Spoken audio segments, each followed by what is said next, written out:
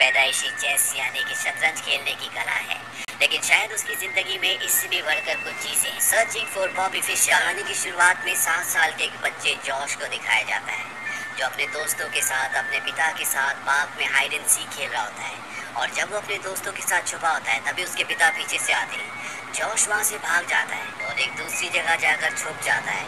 वहाँ से वो पार्क के कॉर्नर में देखता है जहाँ पर कुछ लोग चेस खेल रहे होते हैं। जॉश को ये गेम बहुत फैसिनेट करती है, इसीलिए वहाँ पर खड़ा होकर उस गेम को बहुत देर तक देखता रहता है। हालांकि यहाँ पर बारिश भी हो जाती है, लेकिन फिर भी जॉश वहीं पर खड़ा रहता है।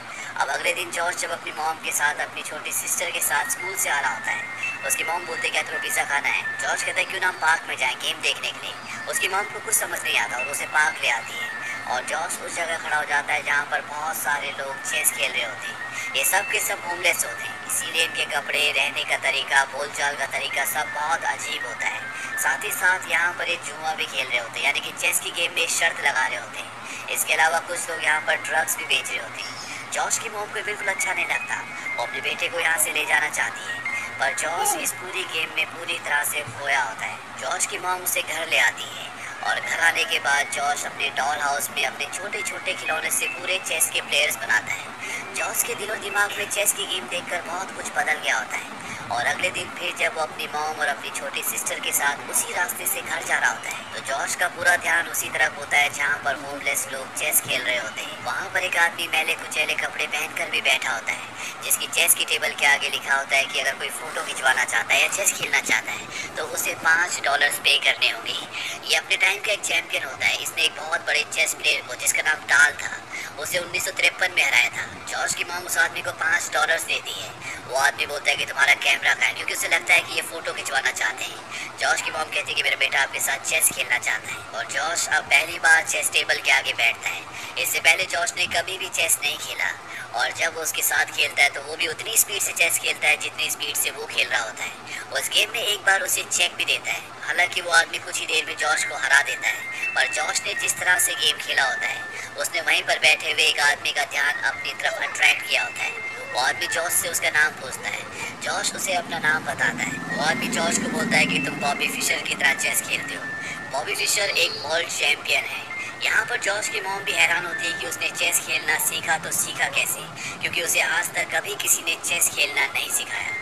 जॉर्ज वापस अपने घर आ जाता है और जब उसके डैड आते हैं तो देखते हैं कि वहाँ पर चेस पड़ा होता है। वो अपने बेटे को अपने साथ चेस खेलने के लिए इनवाइट करते हैं, पर जॉर्ज मना कर देता है। पर जब उसके डैड दोबारा बोलते हैं तो जॉर्ज मान जाता है, पर कुछ ही देर में वो अपने डैड से हार जाता है। कि डैड अपनी वाइफ से कहते हैं कि शायद मुझे हार जाना चाहिए था, मैंने उसकी फीलिंग्स को हर्ट किया। उसकी वाइफ कहती है कि वो जानबूझकर तुमसे हारा, वो चाहता था तुम्हें हरा देता, वो नहीं चाहता था कि उसके पिता उससे हारे। ये सुनकर जॉर्ज के डैड को अजीब लगता है और ना ही वो इस बात पर यकीन करते हैं। वो अपने बेटे को दोबारा बुलाते हैं। वो कहते हैं कि एक गेम और हो जाए। जॉर्ज की मॉम जॉर्ज को कहती है कि तुम अपने डैड को हरा सकते हो, तुम उनकी फीलिंग्स को हर्ट नहीं करोगी। और अब इन दोनों के बीच में एक बार फिर से मैच शुरू हो जाता है। ये दोनों एक दो चालें चलते हैं और जॉर्ज के डैड फंस जाते हैं। उन्हें समझ नहीं आता कि उन्हें क्या करना चाहिए। इसी दौरान जॉर्ज अपनी बहन के साथ खेलने चला जाता है और जब उसके डैड अपनी चाल चलते हैं और जॉर्ज को बुलाते हैं, जॉर्ज आता है और तुरंत ही अपने प्लेयर को मूव करके वहाँ से निकल जाता है। ये देखकर उसके डैड हैरान हो जाते हैं। वो एक बार फिर से गेम में फंस चुके हैं। जॉर्ज टेलीफोन पर किसी से बात करना शुरू कर देता है। वहीं जॉर्ज के डैड बहुत देर बाद अपनी चाल चलते हैं। वो एक बार फिर से अपने बेटे को बुलाते हैं। जॉर्ज भागता हुआ आता और पहले की तरह अपने प्लेयर को मूव करके वहाँ से निकल जाता है और एक बार फिर से जॉर्ज के डैड गेम में फंस चुके हैं। जॉर्ज अब बाथटब में नहा रहा होता है और उसके डैड बहुत देर सोचने के बाद अपनी चाल चलते हैं। वो अपने बेटे को बोलते हैं कि अब तुम्हारी बारी है। जॉर्ज वहीं से बोलता है क्या आपने अपने पॉन को आगे बढ़ाया, यानी कि प्यादे को आगे बढ़ाया। उसके डैड कहते हैं कि हाँ। जॉर्ज एक बार फिर से वहीं से कहता है कि मेरे हॉर्स को मेरे किंग के आगे रख दो। उसके डैड ऐसे ही करते हैं। जॉर्ज वहाँ से कहता है क्या अब हम बाहर जा सकते हैं। उसके डैड कहते हैं कि अभी गेम खत्म नहीं हुई। जॉर्ज कहता है कि गेम खत्म हो चुकी है और जब उसके डैड ध्यान से देखते हैं तो वो इस गेम को हार चुके होते हैं। इससे पता चलता है कि चेस में जॉर्ज का माइंड कितना शार्प है, क्योंकि वो चेस बोर्ड को देख भी नहीं रहा था, फिर भी उसे पता था कि कौन सा प्लेयर कहाँ पर है। वहीं अब जॉर्ज लगातार पार्क में चेस खेलने जाना शुरू कर देता है। वो उसी आदमी के साथ ज्यादा चेस खेलता है जिसने उसकी मॉम को कहा था कि ये बॉबी फिशर की तरह चेस खेलता है। इस आदमी का नाम विनी होता है। विनी के चेस खेलने का तरीका बहुत अलग होता है, बहुत एग्रेसिव खेलता है और यही तरीका वो जॉर्ज को भी सिखाता है। वहीं अब जॉर्ज के पिता भी चाहते हैं कि जॉर्ज एक प्रोफेशनल चेस प्लेयर बन जाए, इसीलिए वो एक चेस कोच के पास जाते हैं जिसका नाम होता है ब्रूस पेंडोल्फनी। ये अपने टाइम का एक बहुत अच्छा प्लेयर था। जॉश के पिता कहते हैं कि मैं चाहता हूँ कि आप मेरे बेटे को सिखाएं, लेकिन वो साफ साफ मना कर देता है। यहाँ पर जॉश भी होता है और जब ब्रूस उसे खेलते हुए देखता है तो समझ जाता है कि ये अच्छा प्लेयर है। अगले दिन दोबारा जॉश वही पार्क में विनी के साथ चेस खेल रहा होता है, जहाँ पर विनी जॉश को बार बार ये समझाता है कि तुम्हें अटैकिंग खेलना है, ना कि डिफेंसिव, और जॉश भी उसी तरह से खेल रहा होता है। यहाँ पर ब्रूस पेंडोल्फनी भी आ जाता है और अब वो जॉश को कोचिंग देने के लिए तैयार है। जॉश को जब वो खेलते हुए देखता है तो समझ जाता है कि इसका जो तरीका है पार्क वाला है, इसीलिए जॉश के मॉम डैड से कहता है कि तुम्हें इसे पार्क में खेलने से रोकना होगा, क्योंकि उनका जो तरीका है वो दूसरा है, हमें उस तरीके से नहीं खेलना, ऐसा करने से मेरा काम मुश्किल हो सकता है। जॉश की मॉम कहती है तो फिर तुम्हें इस मुश्किल काम को एक्सेप्ट करना होगा, क्योंकि जॉश को पार्क में खेलना बहुत पसंद है। अब ब्रूस जॉश को सिखाना शुरू कर देता है और वो दिन आता है जब जॉश का पहला टूर्नामेंट है, लेकिन ब्रूस इसमें नहीं आ सकता, इसीलिए जॉश को कॉल करता है। वो उसे कहता है कि तुम्हें अच्छे से खेलना और अपनी क्वीन को पहले बाहर मत निकालना। दरअसल जॉश पार्क में विनी के साथ इसी तरह से खेलता है और अब जॉश उस जगह पहुंच जाता है जहां पर उसी के उम्र के बहुत सारे बच्चे हैं, जो सब यहाँ पर इस टूर्नामेंट के लिए आए हुए हैं। पर शाम होते होते सब बच्चे टूर्नामेंट से बाहर हो जाते हैं, सिर्फ यहाँ पर जॉश और एक और लड़का बचता है। इसके बाद जॉश के पिता को घर जाते हुए दिखाया जाता है और उनके बगल वाली सीट में जॉश सो रहा होता है, जिसके हाथ में एक ट्रॉफी भी होती है, यानी कि आज जो चेस का कंपटीशन हुआ था उसे जॉश ने जीता है। उसके पिता उस ट्रॉफी को देखते हैं, जिससे उन्हें बहुत खुशी होती है। इसके बाद भी जॉश कई बड़े बड़े टूर्नामेंट्स जीतता है। हालांकि उसकी चेस की हैबिट से उसकी पढ़ाई और अदर एक्टिविटीज सफर हो रही होती है, लेकिन उसके पिता को इसकी कोई परवाह नहीं। वो चाहते हैं कि उनका बेटा एक बहुत बड़ा चेस प्लेयर बने। वो अपने बेटे को चेस के लिए हर तरह से सपोर्ट करते हैं और उनका सपोर्ट कहीं ना कहीं अब एक जिद भी है। वो जॉश का स्कूल भी चेंज करवा देते हैं, क्योंकि नए स्कूल में चेस क्लास भी है।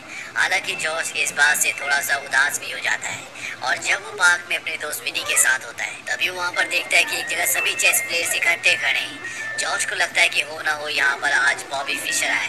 दरअसल बॉबी फिशर एक बहुत बड़ा वर्ल्ड चैंपियन था और उसके बाद अचानक से वो गायब हो गया था। किसी को कुछ पता नहीं था कि बॉबी फिशर कहाँ है, पर जॉश और विनी जब उस जगह जाते हैं तो वो देखते हैं कि वहाँ पर बॉबी फिशर नहीं, बल्कि जॉश की उम्र का एक बच्चा होता है, जो उसी आदमी के साथ चेस खेल रहा होता है जिसके साथ जॉश ने $5 देकर पहली बार चेस खेला था, और वो बच्चा उस आदमी को बहुत बुरी तरह से हरा देता है। अब जॉश का एक और टूर्नामेंट होता है और जब उसके सामने उसका ओपोनेंट आता है तो वो जॉश को देखकर पूरी तरह से घबरा जाता है, क्योंकि वो जानता है कि वो जॉश से नहीं जीत सकता। जॉश उसकी घबराहट को भांप लेता है।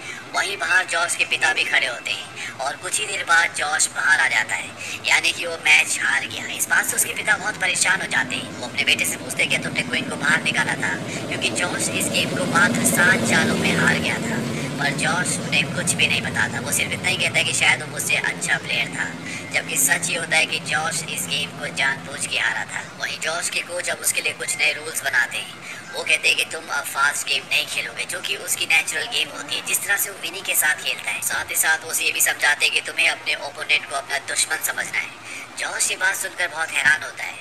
वो कहते हैं कि नहीं, मैं ऐसा नहीं कर सकता। ब्रूस उसे कहता है कि तुम्हारा ओपोनेंट तुम्हें अपना दुश्मन समझता है और तुम्हें भी ऐसे ही करना है, पर जॉश ऐसा सोचने से करने से मना कर देता है। यहाँ जॉश के सभी रूल्स रेगुलेशंस बदल दिए जाते हैं। इससे जॉश इस गेम में अब बोर होना शुरू हो जाता है और जब वो अपनी मॉम के साथ पार्क के पास से जाता है जहाँ पर विनी और उसके सभी दोस्त चेस खेल रहे होते हैं, तो वो उस तरफ देखता है। दरअसल वहाँ जाना चाहता है, पर उसे वहाँ जाना अब अलाउड नहीं है। इसके बाद वो एक कंपटीशन के लिए भी जाता है और इस कंपटीशन में जोनाथन जीतता है। जोनाथन वही बच्चा है जिसने पार्क में उस आदमी को हराया था जिसके साथ पहली बार जॉश ने $5 में चेस खेला था। वही धीरे धीरे जॉश चेस में अपना इंटरेस्ट खो रहा है और एक दिन जब उसका कोच ब्रूस उसे सिखा रहा होता है तो जॉश उससे सर्टिफिकेट मांगता है। वो सर्टिफिकेट जिसके बारे में ब्रूस ने उसे कहा था कि जब वो अच्छा खेलना शुरू कर देगा तो वो उसे एक सर्टिफिकेट देगा। इस बात से ब्रूस को गुस्सा आता है और वो उसके इमोशंस की परवाह ना करते हुए उससे कहता है कि तुम्हें कितने सर्टिफिकेट चाहिए, ये सिर्फ कागज का एक टुकड़ा है, इसकी कोई वैल्यू नहीं है। और एक एक करके उसके आगे वो कई सर्टिफिकेट्स रख देता है। ये देखकर जॉश की मॉम वहाँ पर आ जाती है और वो ब्रूस को कहती है कि मेरे घर से निकल जाओ, क्योंकि कहीं ना कहीं वो उसके बच्चे को इमोशनली हर्ट कर रहा होता है। ब्रूस वहाँ से चला जाता है। हालांकि जॉश के पिता भी चाहते हैं कि ब्रूस जॉश को ट्रेनिंग दे, पर जॉश की मॉम नहीं चाहती। वो अपने पति से कहती है कि अगर मेरे बेटे को किसी ने भी बदलने की कोशिश की तो मैं उसे तुमसे हमेशा के लिए दूर ले जाऊंगी। जॉश के पिता को भी अब कहीं ना कहीं एहसास हो जाता है कि वो गलत है अगले दिन जब वो रूम में जाते हैं तो वहाँ पर जॉस बैठा होता है और वो अपनी नोटबुक में चेस की सभी कैलकुलेशन कर रहा होता है कि कौन से मूव से कितने पॉइंट्स मिलते हैं। जॉश के पिता कहते हैं कि तुम्हें ऐसा करने की जरूरत नहीं है। जॉश कहता है कि नहीं, मुझे करना होगा क्योंकि मुझे जीतना है। और जॉश के पिता जानते हैं कि ऐसा सिर्फ वो उनके लिए करना चाहता है, उन्हें खुश करने के लिए करना चाहता है। उसे अब चेस खेलना पसंद नहीं है। इसीलिए अगले दिन जॉश के पिता उसे उसी पार्क में ले जाते हैं जहाँ पर विनी और बाकी के लोग चेस खेलते हैं, क्योंकि वो चाहते हैं कि उनका बेटा पहले की तरह खुशी से चेस खेले। और वो कहते हैं कि तुम विनी के साथ चेस खेलो। जॉश विनी के साथ एक बार फिर से चेस खेलता है और जो जोश, उत्साह, इंटरेस्ट उसने चेस में खो दिया था वो एक बार फिर से वापस आ जाता है। वो यहाँ पर लगातार चेस खेलना शुरू करता है, जिससे उसके अंदर चेस खेलने का उसका पुराना जज्बा वापस आ जाता है। अब जॉश से मिलने के लिए ब्रूस आता है और वो पूछते हैं क्या जॉश नेशनल चेस चैंपियनशिप ले जाएगा। जॉश के डैड कहते हैं कि हाँ। ब्रूस जॉश के पिता को समझाने की कोशिश करता है कि जॉश को पार्क में चेस नहीं खेलनी चाहिए, बल्कि उसे अपने कंपटीशन की तैयारी करनी चाहिए। पर जॉश के पिता ब्रूस को बताते हैं कि अब वो पहले से भी बहुत बेहतरीन चेस खेलता है। ब्रूस कहता है कि आपको कैसे पता। जॉश के पिता कहते हैं कि मुझे नहीं पता, पर मैं एक बात जानता हूँ कि अब मेरे बेटे को चेस खेलना अच्छा लगता है, जैसे उसे पहले अच्छा लगता था। अब वो दिन आता है जब नेशनल चेस चैंपियनशिप है। यहाँ पर बहुत सारे बच्चे होते हैं और फर्स्ट राउंड में सब के सब एक दूसरे के साथ गेम खेलते हैं। धीरे धीरे इन सब बच्चों का गेम चलता है और फाइनल राउंड में पहुंचते हैं जोनाथन और जॉश।